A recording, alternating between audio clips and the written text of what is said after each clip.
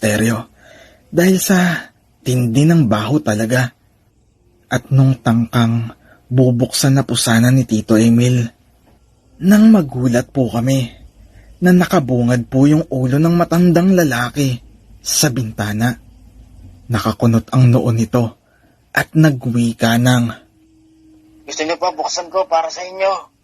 Sino kayo? At bakit kayo nandito? Anong ginagawa niyo? Nagpapahinga kami ng asawa ko. Huwag niyo kaming gambalain. Pasensya na po kayo. Pansin lang po kasi namin na bigla na lang po nagkaroon ng bahay dito. Halos dito na rin po kasi ako lumaki.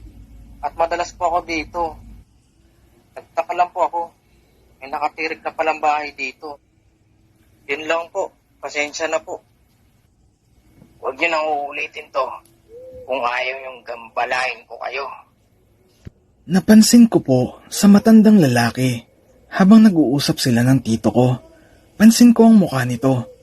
Payat ito at nanunuyot ang balat. Maitim ang labi at yung ipin nito sobrang didilaw at hiwa-hiwalay. Yung ilalim ng mga mata nito sobrang lalim at yung mata akala mo may hepa ka misteryo. Nilisan namin ang lugar na iyon at inaya na ang mga kasama namin na lumipat sa ibang lugar. Dahil iba ang kutob ng tito ko sa matanda na yon. Nag-isip na lang kami ng maaaring idahilan para sa mga kasama namin para hindi na magtaka ang mga ito. Habang kami ay paalis, napansin ng mga pinsan ko yung maliit na barong-barong na bahay ng matanda. Nakita nila itong nasa labas ng bahay, nakatitig sa amin. At pansin ko na para itong nagsasalita sa hangin. Kaya naman, pinagtuturo ng iba naming kasama at napansing nakasilip sa bintana yung asawa nitong babae na masama rin ang tingin sa amin. Kaya naman, nagbilis na kami ng lakad. Marami din kaming napuntahang lugar, iba't ibang mga tanawin. 4:30 na ng hapon nang mapagpasyahan na namin na umuwi. Dahil medyo malayo-layo rin ang aming lalakaring pauwi. Habang kami ay naglalakad, nakakarinig po kami ng nag-aangil na aso na tila ba ay galit na galit ito. Nagwawasiwas ang mga sanga at halaman na para bang ito ay iniikutan lang kami. Kabilaan ang bawat lingon naming magpipinsan. Sabay nagwika itong si Tito Emil. Huwag kayo mataranta kung ano man ang umaaligid sa atin at wala din tatakbo. Sabay-sabay tayong lalabas sa gubat na to. Awa naman ng Diyos, nakalabas kami ng matiwasay.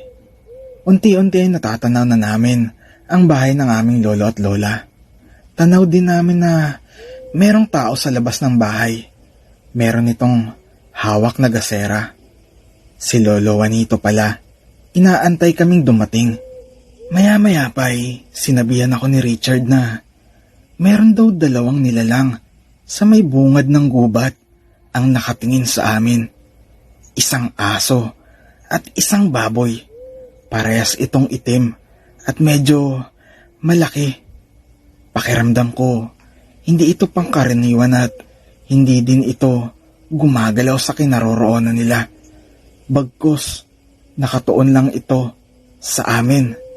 Kaya sinabi ko kaagad kay Tito Emil at sinabi nito na, Bilisan niyo maglakad mga pamangkin. Huwag niyo na silang lingunin. Iba ang kutob ko sa mga yan. Ha? Ano pong ibig mong sabihin, Tito Emil? Basta sundin niyo na lang sinabi ko. Hanggang sa marating na nga namin ang bahay at nagwika naman si Lolo Juanito. Oh,